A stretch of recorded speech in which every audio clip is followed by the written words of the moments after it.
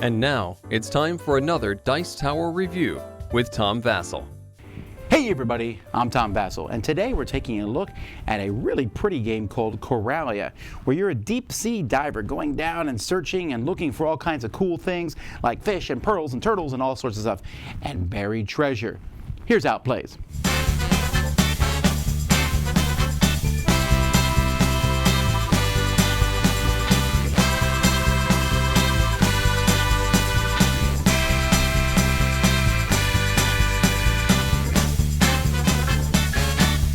In a 4-player game, you're going to be using the whole board. If you play with less than 4 players, you'll be rolling some dice and putting them on the board. You'll notice that there's dice here that are 6 different colors. They match the different colors that are on the board. One person is going to be starting the game by essentially rolling dice, and you can put them in here, although it doesn't really matter that you put them in here or not. It's just kind of a fun device. But you're then going to be choosing one of these dice and placing it on the board. If you place a pearl on the board, then you're going to be drawing 2 cards from this pearl pile and keeping them in your hand. You'll notice the pearl cards go up to 5 in value, and they can possibly score you points at the end of the game. If you do a fish, you're going to go to the fish pile, and you're going to draw 2 fish and keep one of those fish in your hand. And at the end of the game, you want to have different types of fish in your hand. If you go to the starfish pile, you will draw 3 cards off the starfish pile and keep one of them, and these are worth various points or do different things at the end of the game. You'll see that there is a pearl in there. You'll see that Nemo, another kind of fish, is in there. And you'll notice that the backs of all these cards are the same, so actually in this game they have next to each of these cards a little card that tells you which each pile is, but that's so that when they're in your hand, everyone else can look at your hand and not know what you have. When you place an octopus on the board, you're actually going to take one of your 2 octopi and put that on top of it, and you will immediately score 1 point for each die that's already there. So in this case, the yellow player would score 3 points because there are 3 green dice on the board. If you place your die at the turtle spot here, then you are going to get the turtle here, which will give you a special ability. For example, this one here will give you a manta card, which is another type of fish. But there's all different abilities that these turtles will give you. And then you'll take the turtle and flip it over and put it in front of you like this. And then finally, you have the diver. So when you take the diver, you're going to put your diver, whatever the color of that diver is, and you're going to put that on the die or near the die. You can put it right on the shape on the board like that. And your diver is now diving in this reef. At the end of the game, a diver is going to give the owner of it points equal to the dice that are on this reef. And you'll notice the little points here. So right now, this diver is worth 4 plus 2, 6 points. But if someone put one on the pearl there, that diver is going to be worth 11 points. It's possible to move a diver. So let's say I am the green player, and then I roll a purple diver, and I decide to use it. My diver moves over here now, so now I'm going to, at the end of the game, instead of green, I'm going to get points in the purple, but then this die floats down here and gives me this treasure chest, and I reveal, and ooh, I get one of these extra dice that I'm going to be able to roll and place anywhere I want. And there are different treasure chests that will give you various things. When your turn is done, you're going to take the 3 dice that you did not use, pass them to the next person who's going to pick a die, add it to the mix, and re-roll the dice. Before they re-roll the dice, if they have a turtle, they can place one of the dice on it that you pass to them instead of re-rolling it, in case that's kind of like a safety. I might use the orange pearl, but we'll have to wait and see. And then re-roll the other dice and use them. So the more turtles you have, the more dice you can kind of set before you roll them. And this is going to continue to happen. It's going to go around until there's only 4 dice left, or 3 dice left in a 3-player game. At that point, players are going to score all sorts of things. I already mentioned the diver scoring that happens. I mentioned that for the number of different fish, you're going to get victory points. So 5 different fish gives you 25 victory points, while 1 fish gives you 3, and you can score for multiple sets. Pearls are a little bit different because not everyone is going to score for pearls. you're going to count the value of pearls, and whoever has the most will score 4 of them, and then other people are going to score 2 or 1 of those cards. And then the starfish cards will score you various points depending on what they do. So different cards might score different ways at the end of the game. And then you just simply add up your points, and whoever has the most points is the winner. The board itself is really beautiful as you go around and look. This is a really gorgeous looking game.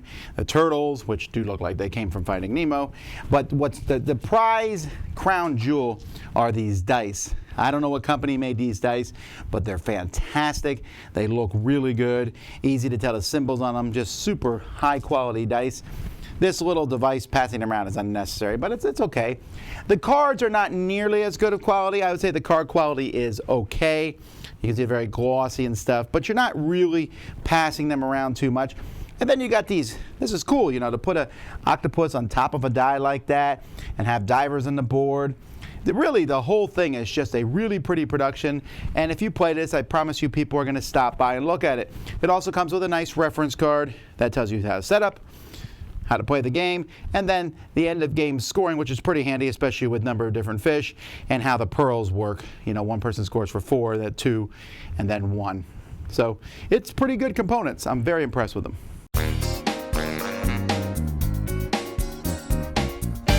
Now, as the game goes by, you have choices. You're going to be rolling dice, you know, and see what you have. But what happens if the spot already has a die in it? Well, you can't place it on that spot.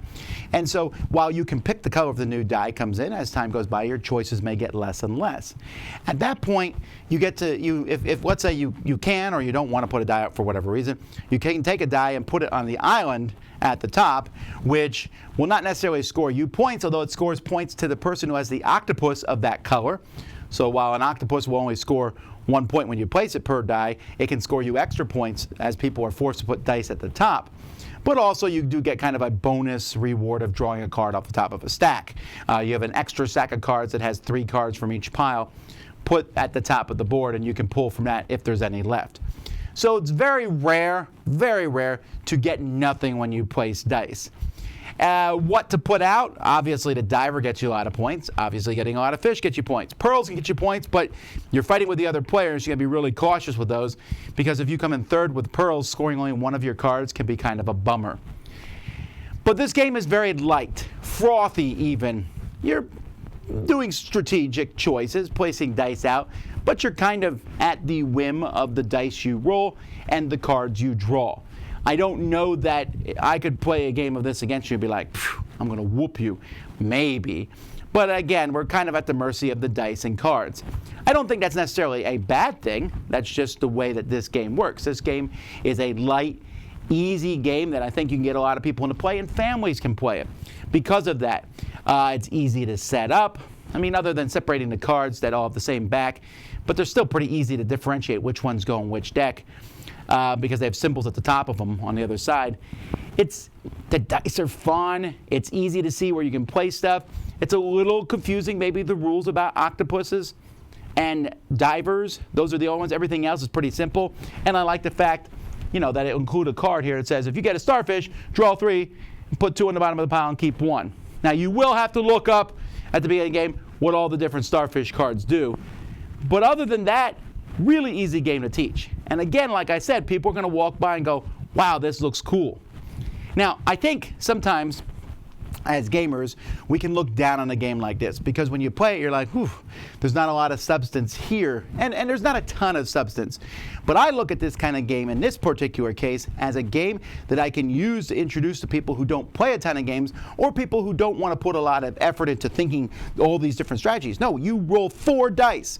You have now 4 choices of things to put out. Well, if you have 2 of the same color, maybe 3 choices.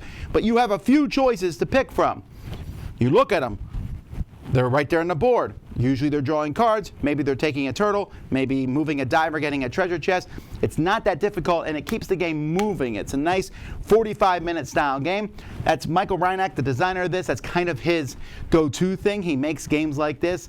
And while I think that heavy-duty gamers will likely be disappointed by this, I think a lot of people will really enjoy this one, especially since it's just a pretty playground to be playing in here with the dice and everything like that. So definitely one to check out. That's Coralia, light and fun. Dice Tower Judgment, approved!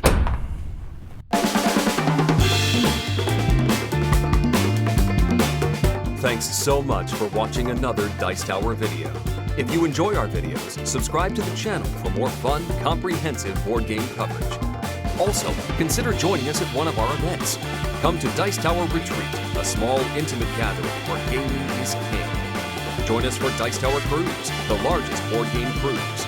Attend Dice Tower West in Las Vegas for gaming fun on the West Coast, or Dice Tower East in Orlando in sunny Florida. Dice Tower Conventions, the friendliest gaming conventions on Earth. I'm Eric Summerer, and you've been watching the Dice Tower.